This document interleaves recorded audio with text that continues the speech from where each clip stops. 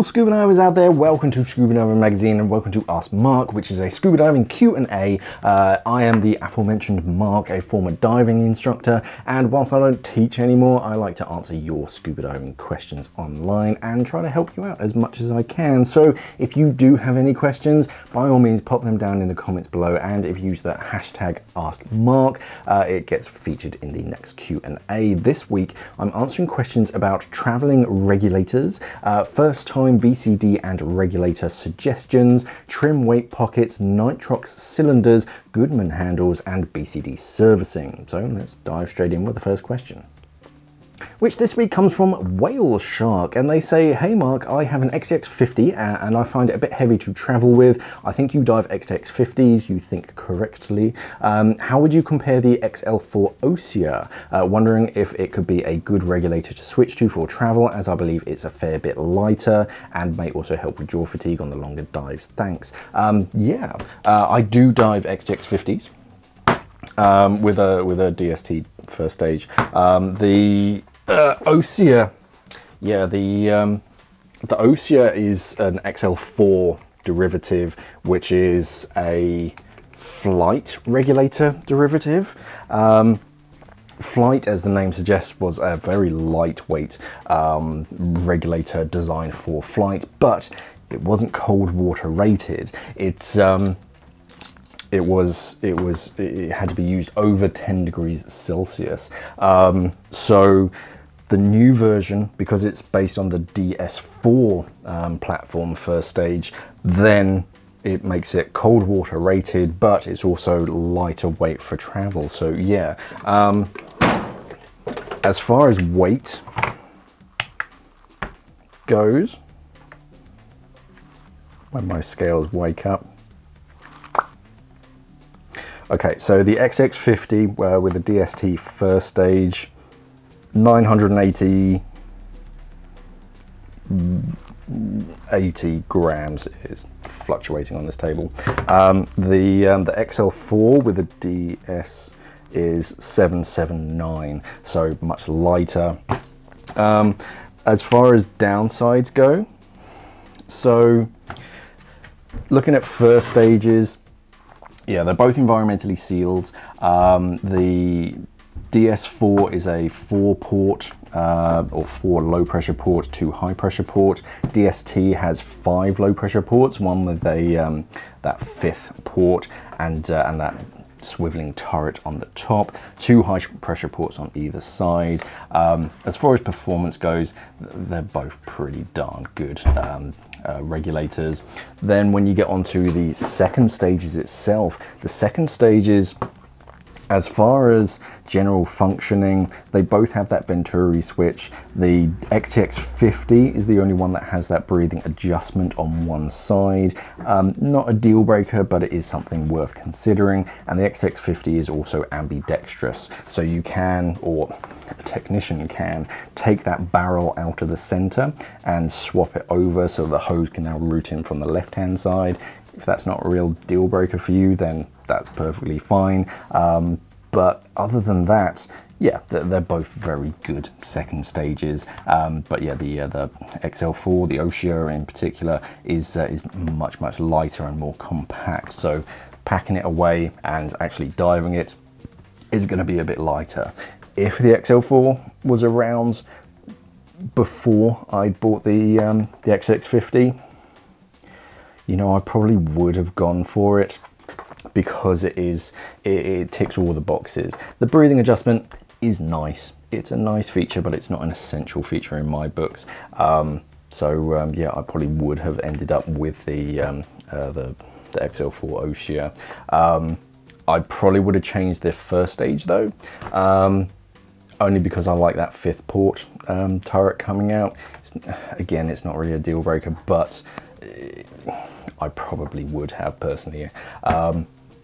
Otherwise, if you don't like the light blue, it does come in like a dark grey colour as well. So don't worry if light blue, I think they call it yucca, or they want to call it yucca, isn't your thing. It does come in a dark grey. But yeah, perfectly fine. good for diving at home and abroad. I think I said in the review, it's a great all-rounder because yeah, you can dive it in colder waters, but you can also dive it abroad. If you lean more towards cold water diving, then yeah, I'd probably stick with the XTX50, but for traveling, yeah, XL4, great regulator. Rob D says, hi Mark, I'm a newly qualified open water diver and me and my wife are looking for our first BCD and regulators. Can you advise us on this minefield, please? Many thanks, Rob, of course. So first of all, you need to decide what kind of scuba diver you're going to be in a few years' time.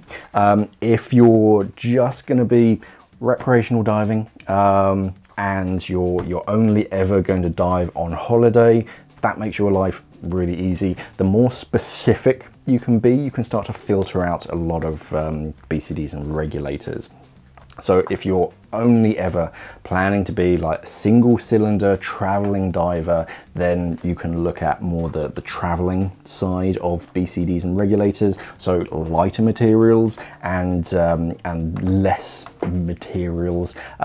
So you're looking at like Maris Magellan BCDs, Scuba Pro Light Hawks, things like that. Things that don't really have a back plate, so they're very, very light. They pack down much easier, but they still get the job done. Or if you're the other end of the spectrum and you only dive at home in like colder waters, then you want something that's a bit more like rough and tough, ready to go. And so you're looking at heavier materials because the weight is less of an issue. And with a BCD weighing a bit more, it means that you're wearing a little bit less lead weight on your weight belt. That's why a lot of like backplate and wings, I'll talk about them in a second, but backplates themselves, the stainless steel actually weighs a couple of kilos, so it's actually taking some lead off of your weight belt because you already have that in your BCD system. But yeah, then once you've decided, or you get like something in the middle, something that's kind of light but kind of robust, that like jack of all trades, sort of halfway in the middle, something that you can dive at home. It's still tough enough to dive at home, but it's not ridiculously heavy that putting on your carry-on is just going to set off all sorts of alarms. So you get that kind of spectrum, but the more you can like narrow it down and like specialize, if you are planning on specializing, that helps to narrow your choices. Then it's down to the number and the style of cylinders that you're planning on diving with. If you're only ever going to be diving single cylinders, that makes your life quite easy. But if you do want to maybe someday move on to twins or something like side mounts, then it gets a bit more complicated. With twins, if you're ever planning on diving twins, I just recommend looking into investing in a backplate and wing setup just from the get-go, because you build them yourself, and you pick the harness that you want, you pick the backplate that you want, and then you can change the wing to either a single cylinder wing or a twin wing down the road. So it's customizable. Side mount's always the kind of the wild card. It has a dedicated BCD. I don't think I've ever seen a BCD that does single cylinders, twins and side mount well, but a side mount specific BCD would be the way to go for that. So it's really trying to think 5-10 years down the road, what style of diving you're planning on doing, and if you can narrow that down, then you can narrow down your choices. As far as brands, the big brands are always pretty safe to go for. Your Maris, your Scuba Pros and whatnot, they're always top brands to choose. And just have a look around on like Reddit and things like that, see what other divers are using and why, but try and go for something that suits your style of diving a bit better. As far as regulators nowadays are pretty good. Again, you've just seen that they kind of range from heavy weight for cold water diving to lighter weight for travel, but also look at the first stage configuration. So so those two, and compare that with that. So this one has a swiveling turret, and it has hoses that can come out on both sides and straight up. This one, it only comes out on both sides, whereas this one, they come out like a hose and a spoke pattern, which really limits your hose routing ability. You often end up with this weird hose that comes almost straight up, and it doesn't make any sense. Whereas these give you a bit more choice. There's a lot out there. It's really deciding on the style of diving that you're going to be doing, the environment that you're going to be going in. If it's colder waters, then you want a larger first stage. But if it's lightweight travel, then of course go for a lighter weight. A lot of regulators nowadays are pretty good. They have decent like worker breathing. The more that you pay for a BCD and a regulator, BCDs, they tend to get a bit more ergonomic, bit more comfortable. You tend to have softer edges so they don't scratch, more convenient, just things to clip things off onto and tuck your hoses away. With regulators, they tend to have a smoother breathe, a nicer quality of breathe. They're less raspy when you inhale, and they have adjustments like venturi and breathing adjustment on the side, and just little things like on my XTX50, it has a heat exchange sort of nuts just on here that helps to prevent freezing, just kind of things like that. But really try and narrow down what style of diver, where you're going to be diving, and that can really help you narrow that choice down. Joseph Gurneck says, "Hi Mark, I've been looking for the Scuba Pro X-Tech cam band weight trim pockets or the Mares weight pockets. Can you suggest where I can purchase these items? Thanks, Joe." Yes. So you have 3 options. Nowadays, depending on where you live, a lot of the manufacturers nowadays you can buy directly from the manufacturers. It's usually at full RRP, so you're going to pay the full price, but it's coming directly from the manufacturer, so they're cutting out the middleman. With Scuba Pro, I think it's only in the US. I don't think they sell directly to like Europe and Asia. I could be wrong, but it has been a while since I've tried. With Mares, I think it's like the other side. They do Europe, but I don't think they do the US. But if you go onto their website and you find the actual product, then sometimes there's a add to basket button. Again, it's going to be full price though. It's rare that you see discounts on like manufacturers' specific sites unless it's an end-of-line product. Your other option is also on the website, normally on the top bar, there's a dealer locator. It's either right in the top like banner or right down at the bottom by the like About Us page or whatever. There's usually something called like a dealer locator. Click on that, it'll use your IP address, or you can type in your post or zip code or whatever it is, and it will show you a map. It'll have all the pins in of all the local dealers and yeah, where you can go. Now, yeah, I'll get back to that. Or you can buy them online. If you search for it online, I tend to find that the manufacturer's part number, the MPN, is quite useful to find. It's usually on the manufacturer's website, and it's usually like 5 or 6 digits. Sometimes it's alphanumeric. If I find them for these 2 products, I'll put them down here for you.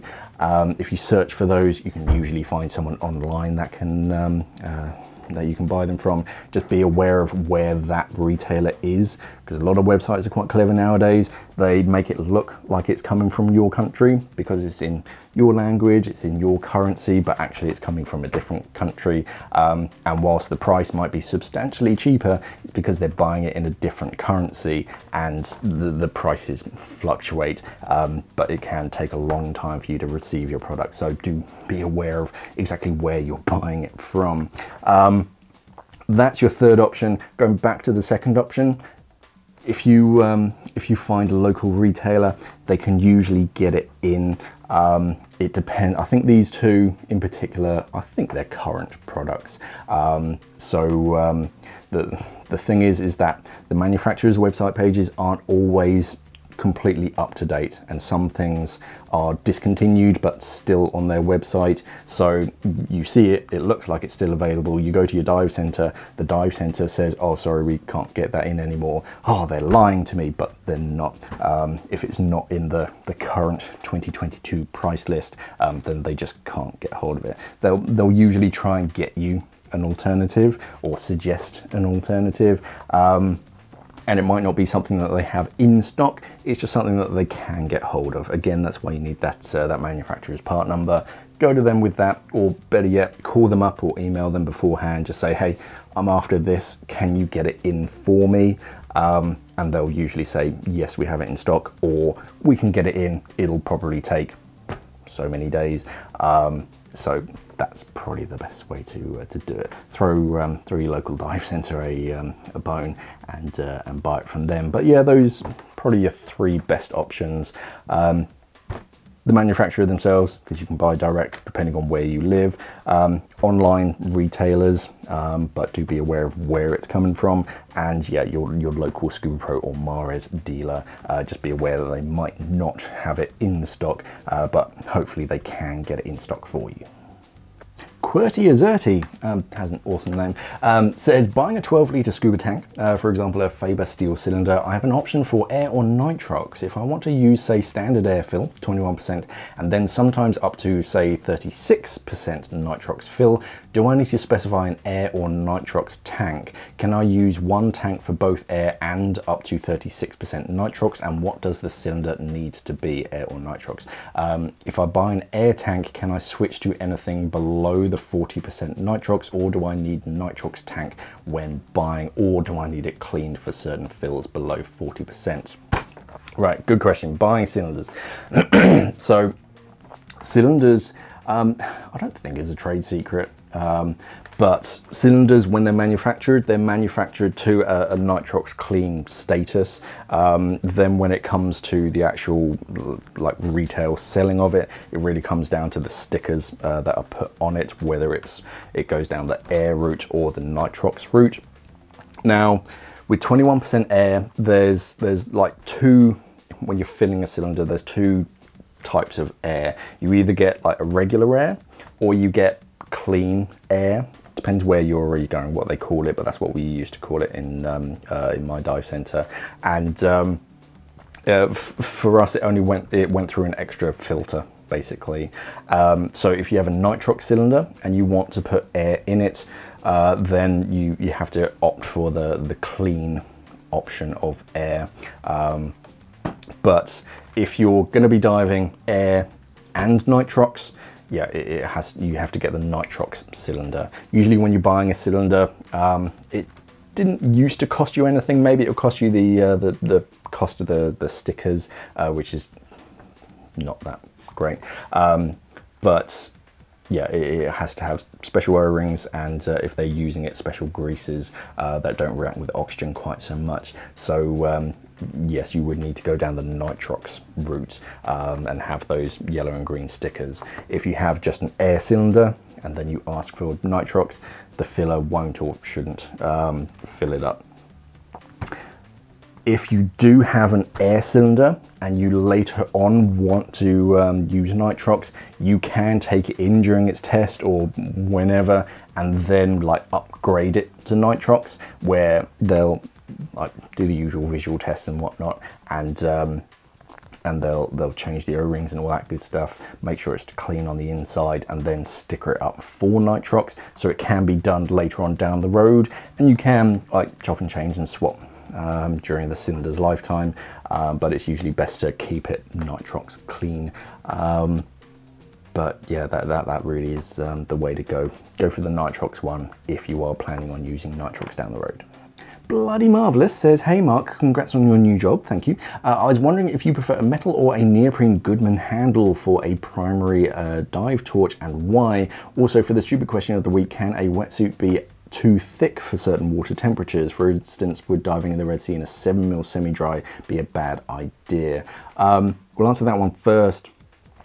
I mean, Yeah, if the water temperature is too warm, then too much insulation will get you quite hot. We used to have a, where I used to teach, our indoor pool was 31 degrees Celsius.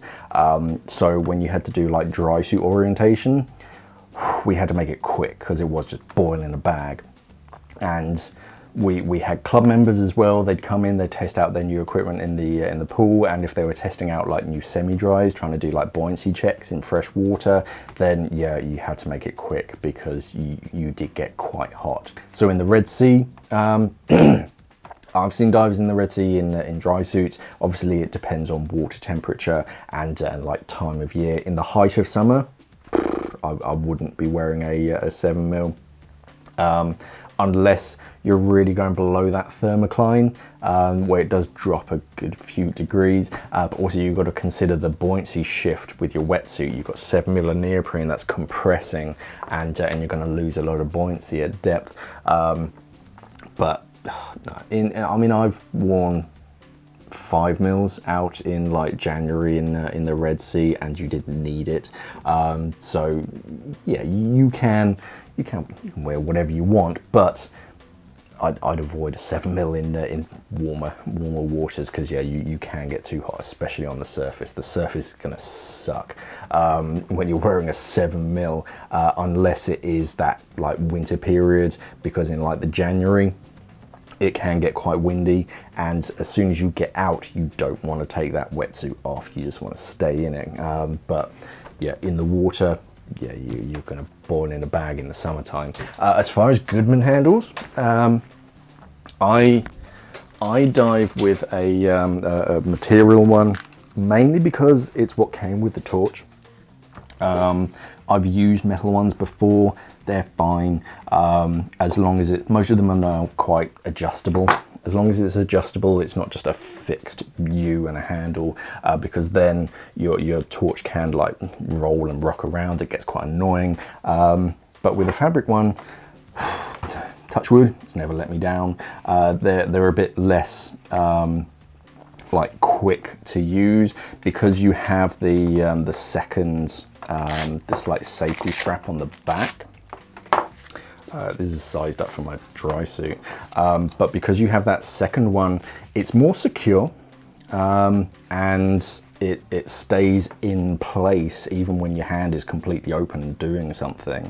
Whereas if you just have a metal fixed one, you kind of want to hold on to it a bit more so it doesn't go anywhere, unless it's an umbilical torch. But with that like security strap, that's really not going anywhere. So I do like that, can't even think, safety aspect of it. If this one came with a metal one, like it was one of the new Apex Lunar torches, yeah, I'd use that metal one all day long.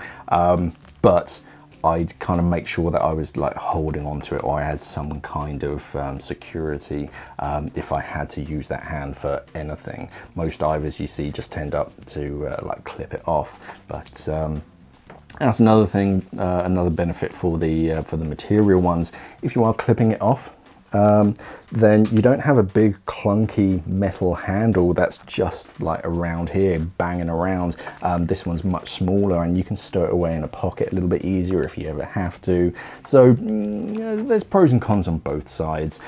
Personally, I use the material one mainly because it came with the torch, and I've never really seen a metal handle that's made me want to invest in an extra handle to then fit it to my torch, because this one really does the job for me. And finally, Ido Lempart asks, hi, good luck with Scuba Diving Magazine. Thank you. My question is, do I need to service my BCD as I need to service my regulator? To a certain degree, not quite the same as you service your regulator. Most dive centers will have like a BCD servicing like option when they're servicing things, and your BCD does need servicing from time to time, just in a slightly different way. It's not quite as intensive as your regulators, because your regulators, They will be like disassembled. Certain parts will be replaced. The other parts are going to be cleaned and then reassembled, rebalanced, and all that kind of stuff. With the BCD, it mainly comes down to looking after the inside, or the valves and the inflator. So the inflator, most inflators are just, trying to think of the best way to put this. Some inflators are just one-offs. The most famous one was the Oceanic, I've forgotten the name of it, but that was literally, it works until it doesn't, and when it stops working, you just replace it. It was a complete replacement part. But with a lot of inflators nowadays, you can actually pull them apart and service them, check the O-rings, replace the O-rings and that kind of stuff. So yes, they do need to go in from time to time. This one, for example, it has some verdigris build up around the inflation valve, so that would need to be disassembled, pulled apart, cleaned, and then reassembled. With the BCD itself, the inside, what they usually do is put some BCD cleaner, like a antifungal, antibacterial wash on the inside. Make sure the inside of that BCD bladder is nice and clean. It's got no nasties growing in it, and they'll check all of the valves to make sure. That's really awkward to pull apart. So they'll open up the valves and they'll check all of these seals are fine, they're not degrading or anything, and make sure they're nice and clean, replace them if they are, just check up the overall condition, and make sure that the whole BCD is in good condition, and yeah, get it back to you. But it's mainly down to the cleaning, checking the valves and the BCDs. But most divers, I think, neglect their BCD a little bit. They don't sort of like take it in for a yearly service. But it's best to check your inflators are in good working order, because yeah, that's how you're adjusting your buoyancy in the water.